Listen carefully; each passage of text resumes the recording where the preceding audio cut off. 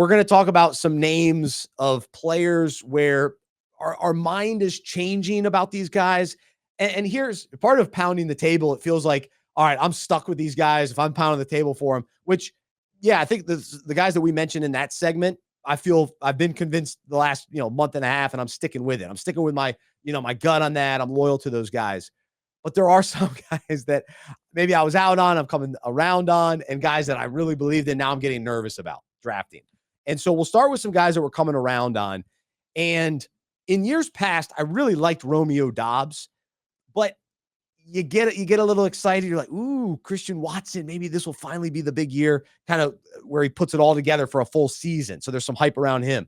Then you got Jaden Reed. Last year was the new guy, the weapon, and ooh, maybe him and Jordan Love have the connection. And who's been solid all off season? Romeo Doubs. He's kind of the Christian Kirk of this too. Like, there's just certain receivers that are just more trustworthy, that are going to be consistent, and maybe they don't have this huge ceiling, or they're as I don't know the word, but you're just like, you're so excited surrounding them, the hype, the playmakers, the big playmakers, but they just catch balls, they catch touchdowns. I think Romeo Doubs is that guy. So I'm now targeting him later in drafts. So I like him. And then Javonta Williams, I keep going back and forth on the Broncos, but there's been some chatter of consistency that Javonta is clearly the guy, because we wonder, they've got 4 running backs there that depends on who you listen to. Ooh, this guy's going to be great. No, this guy's going to be great. No, the guy that's been there, the guy that they've invested in, the guy that's now another year back from a major injury, Javonta Williams should be the guy this year. And I like getting him a little bit later, 5th, 6th round. Another one of those guys that you draft him as a RB2 or RB3 and has the chance to be an RB1. We know what Alvin Kamara did with Sean Payton. And so I like the possibilities of Sean Payton relying on him. And then if Bo Nix is actually solid and that offense is decent, good things coming out about Tim Patrick, the number 2 wide receiver there, Cortland Sutton. So anyway, that Broncos offense might be better than I thought a month or so ago. So I'm coming around on Javonta.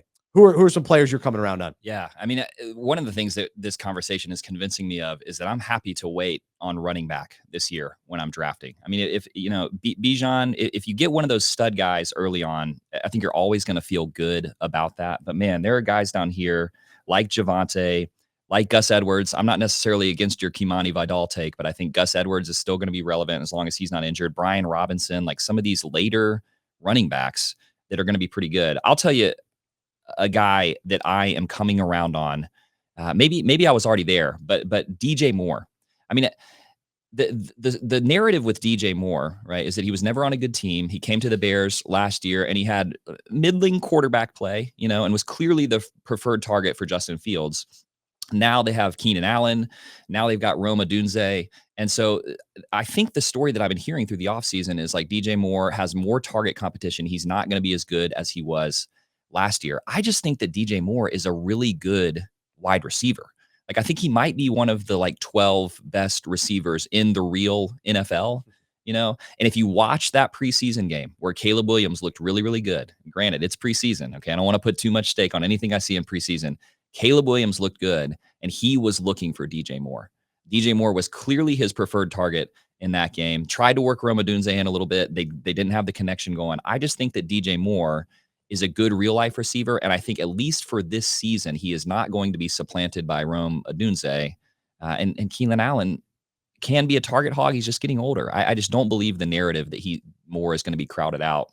And I think he'll be like a solid high-end wide receiver 2 and maybe sneak into the wide receiver 1 territory. So I might have already been there, but after the draft, you're like, what's going to happen with Odunze? I believe in DJ Moore, man. I believe in DJ Moore. So last week's show, we talked about forgiveness. And a couple years ago, I drafted DJ Moore, and he was a huge letdown. I had to forgive him.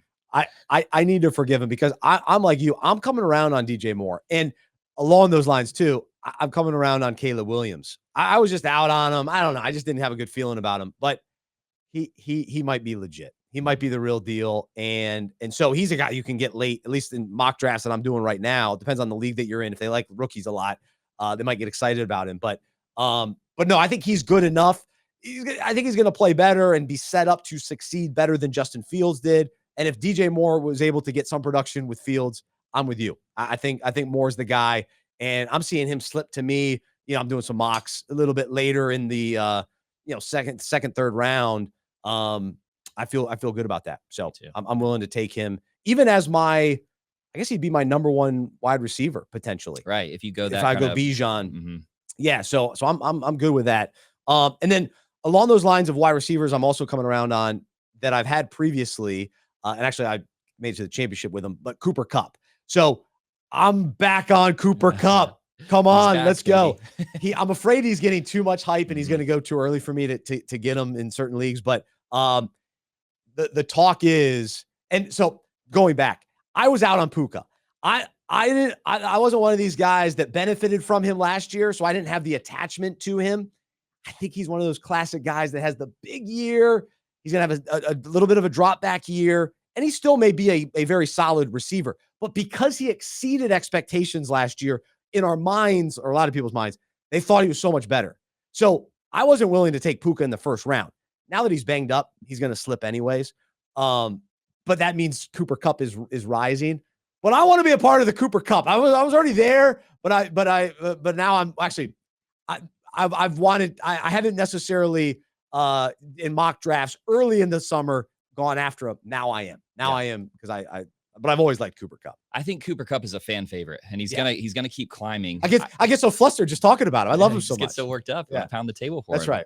I mean, I think if I drafted Cooper Cupp and he is if he's the wide receiver 3 after 8 weeks, I'm probably thinking about trading him. To be honest, the injury concern, the age is what I'm worried about there. But I'm with you. I love Cooper Cupp. Stafford loves him. Stafford loves him. And they don't want to throw the ball to Puka as much as they did last year. Their hand was forced last year. I mean, he was their only receiver. They had to do that. They don't want to do that again. Do we have time for one more? One more. Let me hear it. All right. Let me paint a little picture for you. Let me tell you a story. Okay. Carolina Panthers. Again, I'm not being a homer here. Okay. They will not be as bad as they were last year. They're still going to be bad. Okay. It's going to be a tough season. We're rebuilding. Maybe we're moving in the right direction with Canales. Maybe we can get Bryce Young's confidence back up a little bit. If the Carolina Panthers their bye is in week 10, if let's say they start off 2-4, okay, they're not rushing Jonathan Brooks back from injury. Okay. Jonathan Brooks is their first round running back pick. He's going to be great long-term. If the season is going the way that I think that it's going to go, they're not going to, week 4, when they're saying that he'll be ready to come back, they're not just going to give Jonathan Brooks 25 touches starting in week 4 and onward. Well, who's the running back for the Panthers? It's Chuba Hubbard. He's not exciting. He's not, it's not a cool pick. All right. But if you take Chuba Hubbard later in the draft as like your RB4, or if you're doing one of those low RB strategies, wide receiver heavy, you take him as your RB3. Like, I really think that we might not see much of Jonathan Brooks until after the bye week. I don't know why they rush him back from injury and just as he's learning to be a professional running back if they start off the season 3-6 or something like that. So Chuba Hubbard is one of these guys I'm taking as an insurance policy, thinking maybe, 5 weeks into the season, he's got sort of like low end RB2 stats. And then I'm looking to trade him, or he's a good injury insurance. But Chuba Hubbard, now if we get to like week 11, week 12, and Brooks starts getting more carries, that's going to hurt down the stretch. But I think he's going to get you 2/3 of the regular season for cheap. So I don't disagree. I'm hesitant because I'm afraid. I want you to disagree if you do disagree. Well, I'm afraid Miles Sanders is going to be in this mix too. And so I kind of put the Panthers backfield in that confusing backfield that I almost want to avoid. Now, I agree with you in the sense that Chuba Hubbard is going to be solid to start the season, but Jonathan Brooks could be a league winner late in the year. Yeah.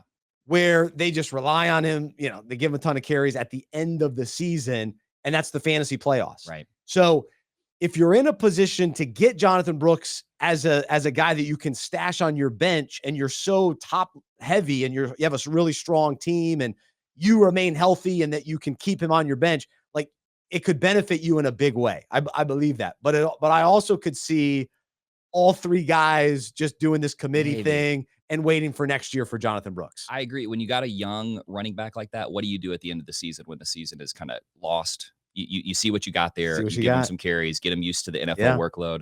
Totally with you on Jonathan Brooks.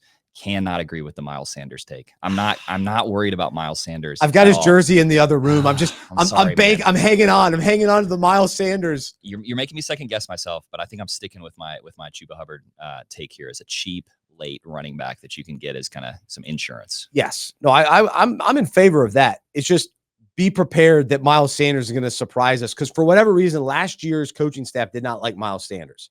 It did not work. Why they brought him in and then not, it just didn't. Well, part of it was the offensive line, but this offensive line is built to run. So the Panthers will run the ball, and they're going to take pressure off of Bryce Young. Yeah. They're going to throw to Deontay Johnson. We'll see, man. We're sticking to that. We'll see. Maybe you're right about Miles. Yeah. All right.